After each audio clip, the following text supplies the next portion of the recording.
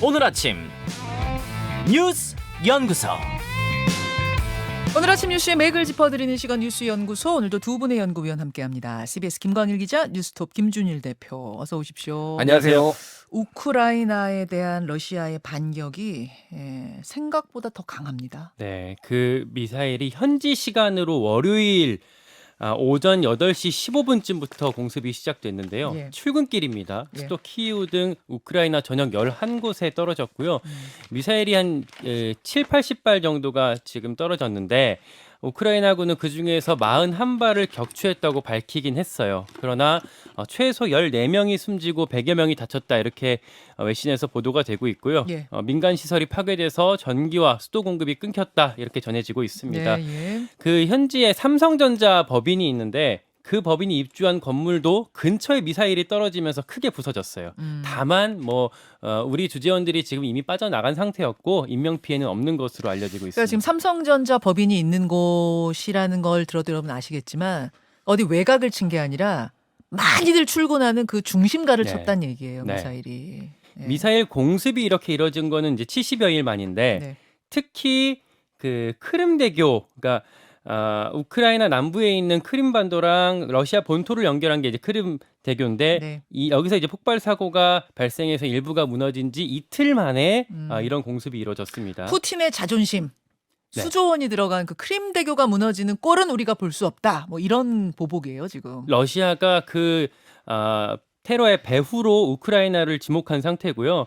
푸틴 대통령이 고정밀 미사일 공격을 이번에 감행했다라면서 이제 그 보복성을 인정하기도 했습니다. 예. 우크라이나 측에서 역시 바로 반발했어요. 예. 우리는 복수할 거다, 이렇게 격앙된 반응을 나타냈고요. 젤렌스키 대통령이 야외 광장에서 네. 대국민 연설을 하는 그 동영상을 공개하기도 이 했습니다. 공습 뒤에. 네. 예. 우리는 테러리스트, 그러니까 러시아를 상대로 테러리스트라고 규정하고 테러리스트를 상대하고 있다라고 했고요. 밤사이 국제사회 비판이 나왔는데 네. 특히 바이든 미국 대통령이 성명을 냈어요. 푸틴의 전쟁이 잔인함을 보여준다라면서 우크라이나 지원을 우린 계속하겠다라는 뜻을 나타냈습니다. 김질 대표. 이게 네. 그러니까 보복이 보복을 부르고 또 보복을 부르고 계속 이렇게 되는 느낌이에요. 굉장히 더 확전되는 느낌? 그렇죠. 크림대교 같은 경우에는 굉장히 전술적으로도 중요하고 러시아에게는 정신적으로도 좀 예. 중요한 거예요. 예. 일단은 아까 전에 말씀하셨는데 40억 달러, 지금 돈으로 한 5조 6천억 원 정도를 들여가지고 러시아와 크림반도를 연결하는 요 다리거든요. 19km 정도로 상당히 깁니다. 여기를 통해서 지금까지 러시아의 전술 물자, 예. 보급품들이 다 지금 전장으로 간 건데 이게 좀 보급로예요, 보급로. 예, 이게 이제 끊어진 거예요. 그러니까 여기에 대해서 이제 전쟁의 타격을 입은 거 하나. 그리고 또 하나는 이제 여기 이거 자체를 상당히 이제 우크라이나 자체를 우리의 어떤 속국처럼 이제 생각해왔던 러시아가 여기 크림반도를 통해 가지고 나머지 지역 우크라이나를 이제 병합하는 뭐 이런 이제 굉장히 중요한 이제 전략적 교두보로 생각을 했는데 지금 푸틴은 이게 단순히 러시아에 대한 공격이 아니라 나에 대한 모욕이다, 나에 대한 공격이다. 모욕이다. 예. CNN 모스크바 지국장에 지낸 질 도어티 기자가 이제 그렇게 분석을 했어요. 네. 그러니까 이건 개인적인 감정도 실릴 정도로 굉장히 강력하게 지금 공격을 하고 있다. 근데 그 다리를 그렇게 폭파한 게 우크라이나 소행이라는 건 확신하고 있는 거, 뭐 증거라도 잡은 거예요? 증거는 없죠. 증거는 없는데 주요 외신들도 다 우크라이나 뭐 게릴라 부대 이런 쪽에서 한 거 아니냐 이제 추정이 되고 있고 뭐 다른 데서 굳이 네. 할 이유는 없으니까 그 추정이 뭐 아주 틀렸을 가능성은 높지 그래요. 않다라고 봐야 되는 것 같고요. 최근에 지금 러시아 같은 경우에는 지금 새로운 총사령관을 임명을 했습니다. 그래서 기존에 있던 알렉산드로 드보르니코프 장군을 해임을 하고 네. 수로비키는을 새로 총사령관을 임명했는데 세르게이 스로비킨. 예. 이 사람이 굉장히 무서운 사람이라면서요. 원래 기존에 있던 드보르니코프도 굉장히 가혹한 뭐 알레포의 도살자 뭐 이런 알레포는 이제 시리아 지역입니다. 그 정도로 이제 민간인 학살을 많이 했는데 결국은 지금 돈바스 지역이 점령이 안 되고 그러니까 예. 책임을 물어서 교체를 하고 예. 이 수로비킨 같은 경우에는 1991년에 공산당이 유혈 쿠데타를 일으켰을 때 민간인한테 총을 쏘게 한 그 앞장선 사람이에요. 그러니까 민간인 학살이 대대적으로 벌어질 가능성이 매우 높아졌다. 그리고 지금 전술핵까지 지금 만지작거리고 있는 상황이라서 지금 어디까지 전쟁이 이어질지 모르는 아이고, 상황입니다. 그러니까요. 전술 핵 얘기까지 나오니까 이게 정말 심상치가 않아요, 김광희 기자. 그러니까 러시아로서는 국면 전환을 할 어떤 그런 필요성도 있었을 거거든요. 최근에 우크라이나군의 기세가 좋았어요. 루안스크 주에서도 공세가 계속 있었고 네. 또 헤르손 주라고 남부에 있었는데 거기는 오히려 우크라이나군이 점령지를 넓히고 있었거든요. 그런 상황에서 이번에 그 다리에 크림대교. 예, 크림대교 문제까지 발생하면서 러시아로서는 또 이렇게 대대적인 반격에 나섰던 그런 상황들이 있는 것 같습니다. 오늘 G7이 회의하고요. 뭐 추가 지원들을 국제사회가 EU도 그렇고 논의한다 그럽니다. 이 상황들 더 지켜보시고 오늘 2부에 우크라이나 대사를 지낸 분의 굉장히 생생한 이 지금 전세에 대한 설명 듣겠습니다. 다음으로 가죠. 전술핵 노골적 위협. 이건 북한 얘기입니다. 예. 북한 얘기.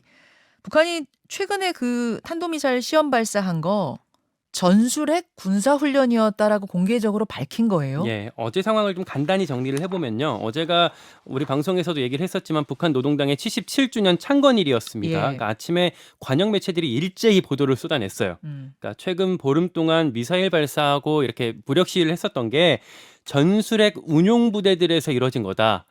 라고 했는데 이 전술핵 부대라는 게 이런 게 있었는지도 사실 알려지지 않고 있었거든요. 네. 근데 이제 북한이 그걸 공표한 거고 전술핵 훈련이었다고 이제 공식화가 된 겁니다. 예. 그러니까 충격적이었던 건 저수지에서 발사를 했던 거예요. 9월 25일 저수지 수중 발사장에서 미사일 훈련했다 이렇게 밝혔어요. 네, 이거 무슨 의미입니까? 그러면서 거기에 이제 저수지로 보이는 곳에서 미니 SLB 그러니까 잠수함 탄도미사일을 발사하는 사진까지 같이 공개를 했어요. 근데 이 9월 25일이 우리가 몇 번 방송에서 말씀드렸지만 그 600km 날아가 갖고 부산항에 있는 레이건함을 그 항공모함을 겨냥한 거다라고 했던 그 미사일이었거든요. 미국 항공모함 겨냥한 거다. 예. 얘기 나왔던 그거. 예, 그런데 이렇게 SLBM이 내륙에서 저수지에서 발사된 게 전 세계에서 처음 있는 일이라고 합니다. 그러니까 바다가 아닌 바다 밑에 잠수함으로서 발사가 아니라 저수지에서 네. 얕은 저수지에서 이렇게 플로팅 도크를 통해서 그 수중 위쪽으로 쫙 올려서 거기서 쏜 걸로 지금 추정이 되고 있는데 이건 사실 이제 바다에서 실험할 때 사용하긴 했지만 이게 실전에서 이용되지는 않았던 그런 방식이거든요. 그러다 보니까 우리 군에서도 탐지 못했던 것 아니냐 이렇게 좀 해석이 되고 있고요. 또 하나가 전투기가 150대가 동시에 출격했었다 이런 얘기가 어제 북한에서 같이 나왔어요. 예, 예. 이제 10월 8일에 그렇게 했다라는 건데 이건 이제 북한에 있는 사실상 그 공중 전력을 한 번에 다 끌어모은 거다 이렇게 얘기가 되고 있고 사실 그 이틀 전에 그러니까 10월 6일 날도 군용기 12대가 그 훈련을 했었거든요. 이거는 우리 군이 그때 공개를 했었는데 10월 8일 훈련은 공개하지 않으면서 뭐 적절성 논란도 같이 제기가 되고 있습니다. 자, 김준일 대표. 예. 이거 어떻게 봐야 일단 됩니까? 미사일 같은 경우에는 지금 뭐 여러 가지 종류를 다 쏜 거예요.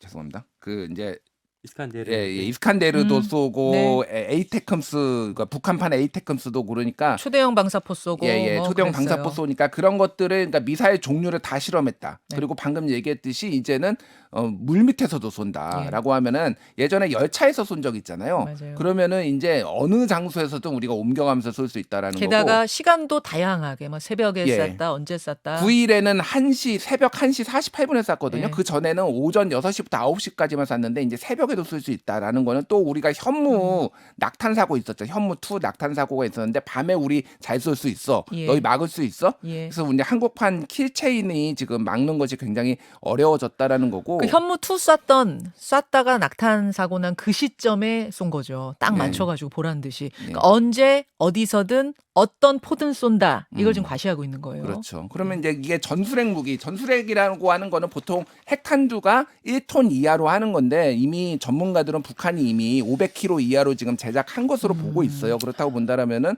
거의 이제 전술핵 핵실험만 남았다 이렇게 봐야 될 것 같습니다. 자, 여기까지 일단 보고 김광일 기자. 예.